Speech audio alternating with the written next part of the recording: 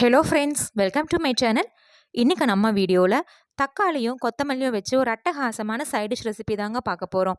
இது சாதத்தோட மட்டும் இல்லைங்க, இட்லி தோசைன்னு எல்லா விதமான டிஃபன் வெரைட்டிஸ் கூட சாப்பிட்றக்கும் அட்டகாசமாக இருக்குங்க.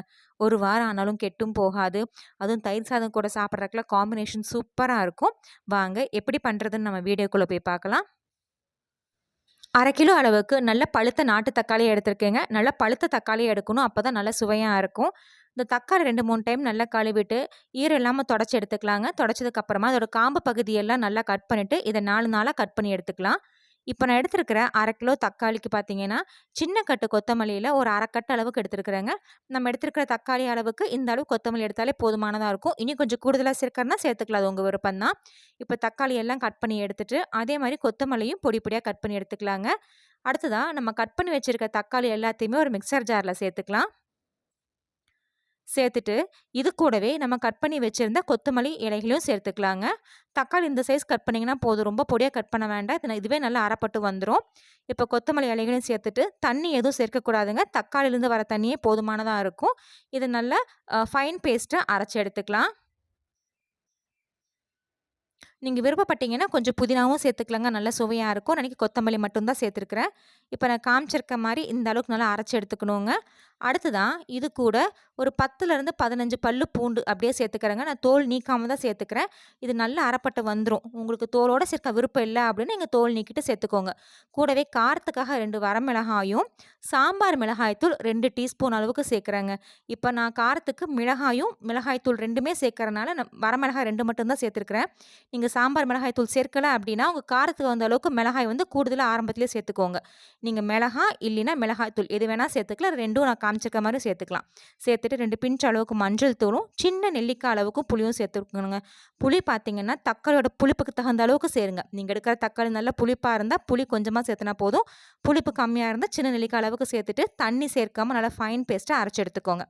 அடுத்ததாக ஸ்டவ்வில் ஒரு பேன் வச்சுட்டு பேன் நல்லா சூடானதுக்கப்புறமா அதில் ஒரு குழிக்கரண்டி அளவுக்கு நல்லெண்ணெய் சேர்த்துக்கலாம். எண்ணெய் நல்லா சூடானதுக்கப்புறமா அதில் 1/2 டீஸ்பூன் அளவுக்கு கடுகு சேர்த்துக்கிறேங்க. கடுகு நல்லா பொரிஞ்சு வந்ததுக்கப்புறமா கூட ஒரு 1/4 டீஸ்பூன் அளவுக்கு சீரகம் நல்லா பொரிஞ்சதுக்கப்புறமா 2லேருந்து 3 பிஞ்ச் அளவுக்கு பெருங்காயத்தூள் சேர்த்துக்கலாங்க.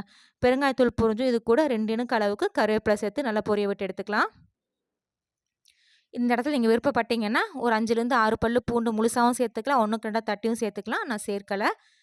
கருவேப்பிலை நல்லா பொரிஞ்சதுக்கப்புறமா நம்ம அரைச்சி வச்சுருந்த விழுது இது கூட சேர்த்துக்கலாங்க. தண்ணி எதுவும் சேர்க்க வேண்டாம், அரைச்சி வச்ச விழுது மட்டும் சேர்த்துனா போதும். சேர்த்துட்டு இது ஒரு டைம் நல்லா கலந்து விட்டு எடுத்துக்கலாங்க. இது ஒரு டைம் நல்லா கலந்ததுக்கப்புறமா இந்த தொக்குக்கு தேவையான அளவு உப்பு சேர்த்துக்கலாம். இது வரைக்கும் உப்பு எதுவும் சேர்க்கலை. நீங்கள் தேவையான அளவுக்கு உப்பு சேர்த்துட்டு உப்பு காரம் புளிப்பு எல்லாம் செக் பண்ணி எடுத்துக்கலாங்க. சப்போஸ் நீங்கள் செக் பண்ணும்போது உங்களுக்கு புளிப்பு பத்தலை அப்படின்னா புளி கொஞ்சம் திக்கான பேஸ்ட்டாக கரைச்சி சேர்த்துக்கோங்க. அதே மாதிரி காரம் பத்தலை அப்படின்னா நீங்கள் சாம்பார் மிளகாய்த்தூள் சேர்த்துக்கலாம். இது நல்லா கலந்து விட்டு எடுத்துகிட்டு உப்பு காரம் புளிப்பு செக் பண்ணிக்கலாங்க. அப்படி செக் பண்ணும்போது பார்த்தீங்கன்னா எனக்கு உப்பு மட்டும் கொஞ்சம் பத்தலை, நான் திரும்ப கொஞ்சம் உப்பு சேர்த்துட்டேன். அடுத்தது அதுக்கு ஒரு மூடி போட்டு ஒரு 10 நிமிஷம் லோ ஃப்ளேமில் வச்சு நல்லா எண்ணெய் பிரிஞ்ச அளவுக்கு கொதிக்க வச்சு எடுத்துக்கலாம். கொதிச்சுட்டு இருக்க டைமில் ஸ்டவ்வில் ஒரு தாளிப்பு கரண்டி வச்சுட்டு 1 டீஸ்பூன் அளவுக்கு கடுகும் ஒரு 1/4 டீஸ்பூன் அளவுக்கு வெந்தயமும் சேர்த்துக்கிறேங்க. சேர்த்துட்டு கடுகு நல்லா படப்படன்னு பொரிஞ்சு வரணும், வெந்தயம் செவந்து வரணும், அந்த அளவுக்கு நல்லா வறுத்து எடுத்துக்கலாம். வெந்தயம் கருகிடக்கூடாதுங்க, கசப்புத்தன்மை வந்துடும். இப்போ பாருங்கள் கடுகு நல்லா பொரிய ஆரம்பிச்சிருச்சு. இந்த அளவுக்கு நல்லா பொரிய ஆரம்பிச்சதுக்கப்புறமா ஃப்ளேம் ஆஃப் பண்ணிட்டு நல்லா சூடானதுக்கப்புறமா மிக்சர் ஜாரில் சேர்த்து நல்லா ஃபைன் பவுடராக அரைச்சி எடுத்துக்கலாங்க. கொரன்னு இல்லாமல் இப்போ நான் காமிச்சிருக்க மாதிரி அரைச்சி எடுத்துக்கோங்க. இப்போ ஒரு 10 நிமிஷத்துக்கு காய்ச்சி ஓப்பன் பண்ணி பார்க்கலாம். பாருங்கள் நம்ம சேர்த்துன எண்ணெயெல்லாம் மேலே பிரிஞ்சு வந்து சூப்பராக தொக்கு ரெடி ஆகிருக்கு. இது ஒரு டைம் நல்லா கலரி விட்டு எடுத்துக்கலாம். இந்த அளவுக்கு நல்லா எண்ணெய் பிரிஞ்ச அளவுக்கு கொதிக்க வச்சோம்னாவே போதும், பச்சை வாசனை போய் இந்த தொக்கு சூப்பராக ரெடி ஆகிருக்கும்.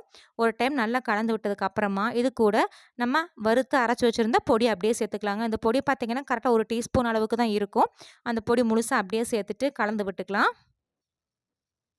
பொடி சேர்த்துனதுக்கப்புறமா ஃப்ளேம் லோவில் வச்சுட்டு ஒரு 2லேருந்து 3 நிமிஷம் கொஞ்சம் நல்லா கொதிக்க வச்சு எடுத்துக்கலாங்க.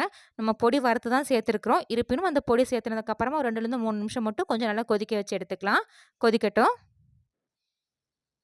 இப்போ 2லேருந்து 3 நிமிஷம் நல்லா கொதிச்சதுக்கப்புறமா கடைசியாக இது கூட 1/2 ஸ்பூன் அளவுக்கு வெல்லம் சேர்த்துட்டு நல்லா கலந்து விட்டு இருக்கிறீங்கன்னா சூப்பரான சுவையான தக்காளி கொத்தமல்லி தொக்கு ரெடிங்க. இது சுட சுட சாதத்தோட சாப்பிட்றதுக்கு இட்லி தோசை சப்பாத்தி பூரி ஆப்பம் கூட சாப்பிட்றதுக்கு அட்டகாசமாக இருக்கும்.